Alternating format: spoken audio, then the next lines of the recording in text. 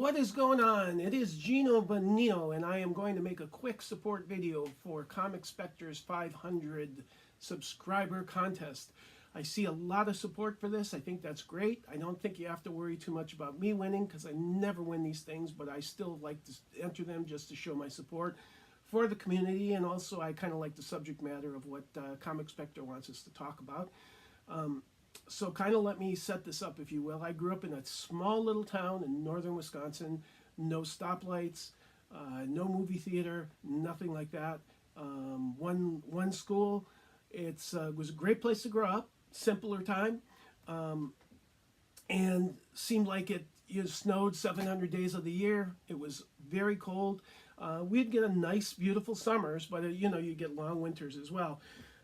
So there would be a lot of boring, time that you wouldn't be able to go outside and things of that nature. Also, how a lot of people grow up in a family-owned business. Some people talk about they grew up on a farm, etc. I grew up in a service station, a gas station.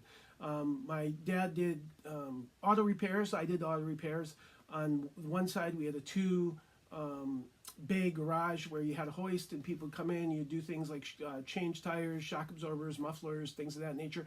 Go get people, pull them out of the ditch because, again, with the snowy weather, you got a lot of people driving into the ditch and getting stuck and things of that nature. Car wouldn't start, froze up, etc. And on the other side, we would have a full-service gas station. You pump gas. People would come in.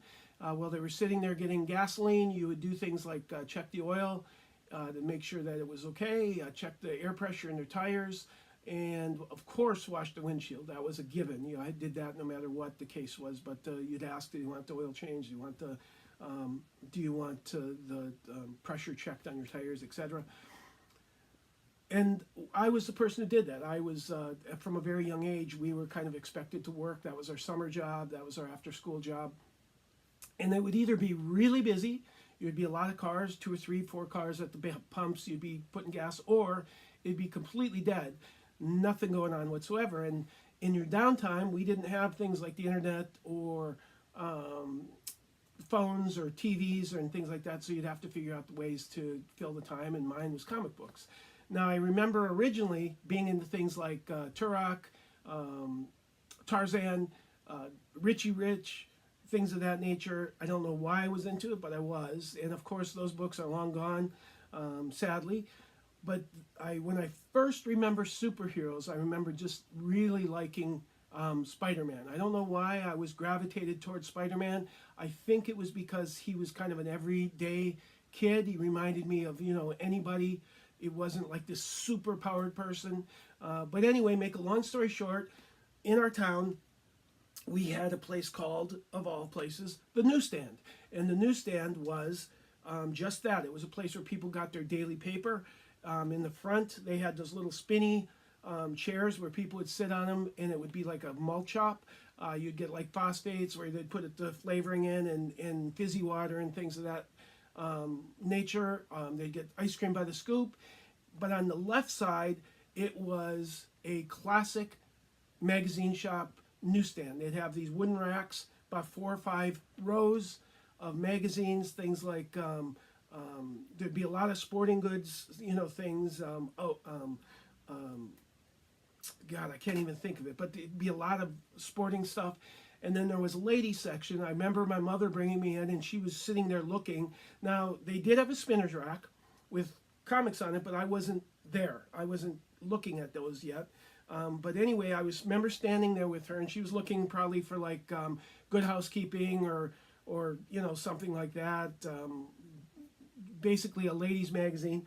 But I looked down on this rack, and what do I see? Not with the comics, but down there with the magazines, because it was too big to fit on the spinner's rack. This bad boy right here. And as you know, this is the first giant size Marvel Treasury edition that they ever came up with. This was the first one with Spider-Man. This caught my eye, and I remember having some money in my pocket that I earned from working at the gas station, and I decided I was going to buy this. So I went and got it, brought it to the gas station, and looking at it, and just really, really getting into Spider-Man. The first story, as you know, the Treasury editions are mainly about 99% reprints. But they're in this huge format, so they're really cool to be able to read them. It feels like almost like you're reading a magazine. And also, there's a little bit of like editorial stuff that I think is probably, you know, current, but most of the stuff is reprints. The first story is a Green Goblin story, and it talks a little bit about how Green Goblin is, if I remember right, it does show that it is indeed Norman Osborn, right here. Oh no, it doesn't show. It doesn't yet show who he is, so you don't know who he is, but it hints that he's somebody that possibly Spider-Man may know, because otherwise why would they be hiding his identity? And he's kind of a bad dude here. He's got like this little helper group that helping him get Spider-Man. Spider-Man runs into the Hulk and they fight and tussle and stuff like that. It was just very cool how all that stuff was mixed into one story. Then the next thing is it's stuff that shows Spider-Man's powers and his utility belt, how everything works, how he's able to stick on walls, how his webbing works. It's able to go anywhere from like a net to like goopy stuff to almost work like cement. How his spider senses work, so if he's in the dark he can still kind of see around and he can sense danger. The next story is about his is also an old, probably 60 story dealing with the Human Torch. I'm not really sure the exact issues. I'd have to look and see what one's the reprint. The third one is the Prowler story, I believe, having to do with Rhino and also J. Jonah Jameson's son, and how he has he got these superpowers and he's having a hard time dealing with them. But at the very end of it, you meet Spider-Man's love interest, which is Mary Jane. And then the last story is the one, or the very last story is the one where he fights Doc Octopus, and in doing the fight, Chimney gets busted up and lands on Captain Stacy and ends up killing Captain Stacy.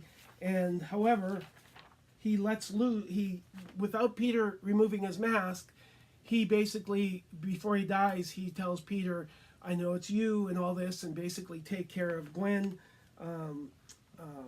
And then he goes ahead and dies. And it just was so touching how he knew who Peter was, but yet he didn't give away his secret identity. And that is where I kind of just, from that point forward, I was into Spider-Man. I remember then finding the reprint of 121, 122, the death of Gwen Stacy, death of Green Goblin. I originally couldn't afford the issues, so I do remember reading it in reprint form.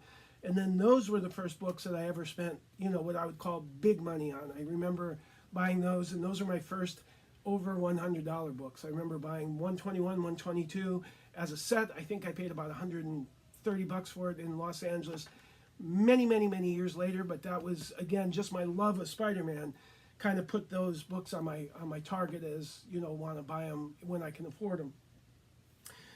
But what I liked about Spider-Man, what caught me, was all the interpersonal relationships, how he works for a boss who hates his secret identity, hates his alter ego, and yet everybody's kind of intertwined, sort of like, you know, it's kind of like this person hates this person, but this person loves that person, and all that, and how his aunt, who was sick, didn't know that he was Spider-Man, and all this kind of stuff, and you know, it just, there was just a lot of, it was almost like a soap opera, if you will, with a comic book background. And that's kind of like, I like how all the complications were. It wasn't just on surface, there was many things going on behind the surface, and that was it.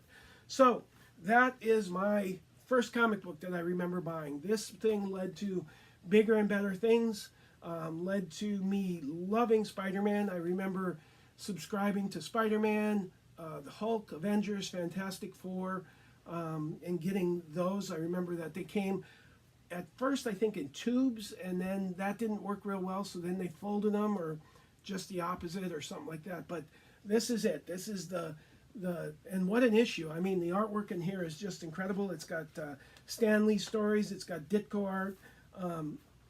Just classic book. And although not really a comic book per se, this was it. This was the kind of the beginning of me falling in love with comic books, and kind of why I still collect today. And that is it, guys. I appreciate you watching. Again, I know it was again kind of a simpler time, and I you know, again, this goes way back. This goes back to '74, and you know, it's been, I know Spider-Man's been going on long before that. So thanks for watching, guys. Gino Bonino. I'll talk to you later, and bye for now. Peace.